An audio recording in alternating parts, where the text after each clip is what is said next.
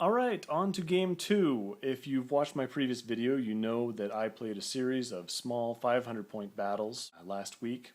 I had 3 different armies against my opponent's single 500-point force of Wood Elves. Let's see. So, last game, I played my Empire. You know what? If you haven't watched it, I won't tell you how it goes out. But let's just say that this time, I'm bringing out the filth. I'm bringing out a warband of ogres, and I have much higher hopes for these guys. In fact, I feel a little bit bad for putting these guys on the table, but you know what? Hey, if it goes terribly for my opponent, then at least it's just a short game, and I'm not too worried about it. Anyway, this is my army here, along with a bit of my thumb, you know, just adding a little human interest in that photo. The big reason I say this is a filthy list is because of those Mournfang. I took 2 Mournfang, which is completely doable in a small game. They come in at 150 points. They've got their heavy armor and their iron fists. They've got their 2-up save. They're just monsters. At any points value, Mournfang are tremendous.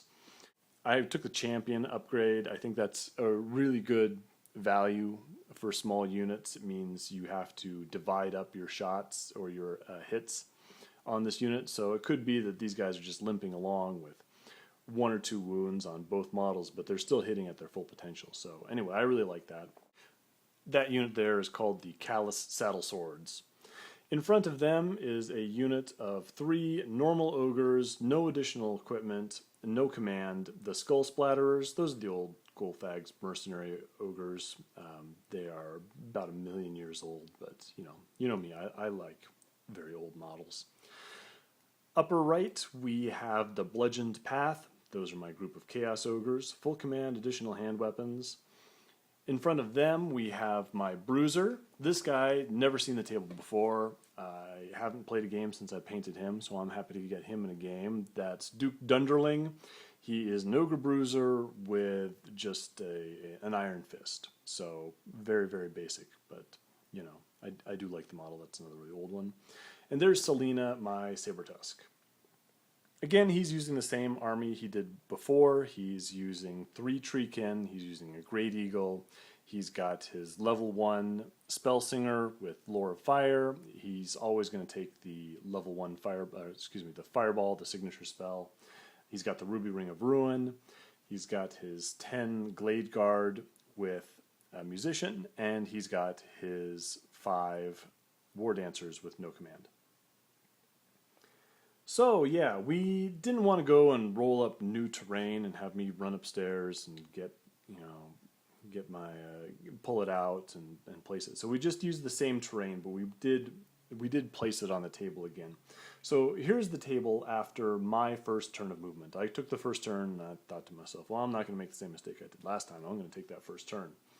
So I storm forward with everything. So you can see on the left I've got my cheap unit of ogres. In the middle I've got my unit that's slightly better with the full command and additional hand weapons, and my Bruiser is in there. To the right I've got my Callous Saddle Swords, my Mournfang pack. They are just moving past the Weirding Well in the middle of the table. I tried to get the benefit that gives me Unbreakable and Stupid, but I didn't roll it, so nothing really much happened. You can't see it, but there's a house on the very far right that my Sabertusk is going to move around. The Sabertusk is really vulnerable in this game. Everything will kill it. I don't really have a good target for it, and really honestly I'm just going to forget about it. So it's going to hide by that house and the whole game. I'm not really going to do anything useful with her. Anyway, it is my opponent's turn, and he declares a charge from the Treekin onto the Mournfang. So you see, I'm sorry, I didn't go over my opponent's deployment, but you see that he had his War Dancers on the left, my left. He had his archers with the wizard in the center in the forest. He had the Treekin on the right and the Great Eagle right there. Well, anyway, he declared a charge with his Treekin into the Mournfang, which, fantastic, I'll take that. But he failed that charge, so I was a little bit disappointed, but no problem. That put him in a little bit of bind. He had to think about what he was going to do there for a moment and decided to sacrifice that eagle, stick them redirect the Mournfang somewhere less useful. The War Dancers went and actually charged in and made it into my ogres on the left, so that's kind of cool, and that left his archers and his mage to go try and blow up the ogres in the center. Now again, for such a small unit, you have to start dividing these shots around, so he managed to put 1 wound on my ogre champion, 1 wound on the regular ogre, and that was about it, so that could have been a lot worse. After combat on the left with the War Dancers only managed to put 2 wounds on the ogre. I think they were using the additional attack dance, so that was pretty good, and in return I stomped flat 2 of those guys. I believe I lost that combat, but I did manage to hold. So, my turn.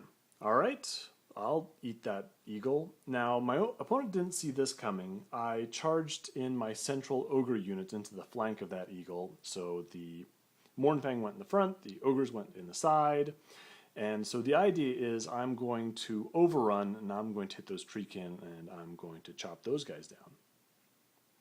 So here's after combat. I killed that eagle, of course, but just some really bad rolls allowed it to hang around in order to put another wound on my champion.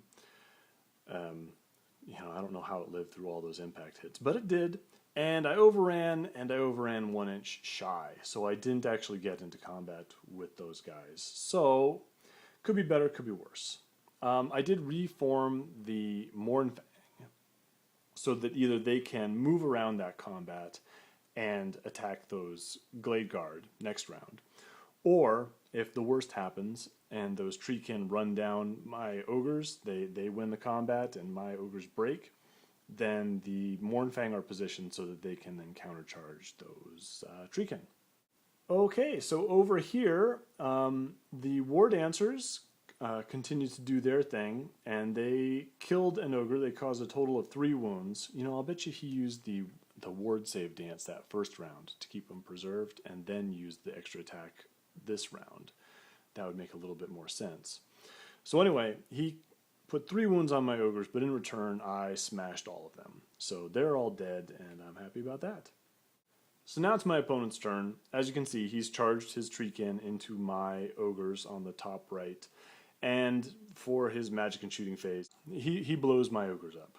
They're all dead, the ogres on the left. So I guess that was bound to happen. So, this looks a little bit different. That treekin combat. So the treekin charged in, and they did a couple of wounds to my guys, which is fine. And then I failed to do any wounds at all to his treekin. They're toughness 5, but I have that bruiser in there with his 4 strength 5 attacks, and I've got all those strength 4 guys. That was disappointing. So anyway, I've got a break test to make, and it wasn't a really low number. He didn't win by that much, but I fail it, and I break and I run away, and he catches me. So that wasn't great either. And then my Mournfang, who are standing right there, ready to countercharge, they of course have to take a panic test, and they fail that. So that really turned sour really, really fast. I mean, I may have complained a little bit in-game about that situation. I was really liking the way everything was looking. I was starting to grind up those elves. I was getting some vengeance from the previous game. And then just everything went wrong. I mean, if just one of those rolls had gone right, if I had just done a little bit better in that combat, if I had made my break test, if I had run away faster than he had chased me, or if I had made my panic test for that Mournfang, if any of those rolls had gone right, this game would not be looking so bad. But anyway, now my Mournfang are running around, and he's left without a lot to do. So, yeah. He'll try and slowly chase his archers and his spellslinger around that building to get a line of sight to my cat, which I don't think he ever eventually does. I try to rally my ogres in my turn, I fail. He slowly comes chasing after me some more, and I try and rally, and this time I succeed, which gives him the chance to charge in. Fantastic, alright.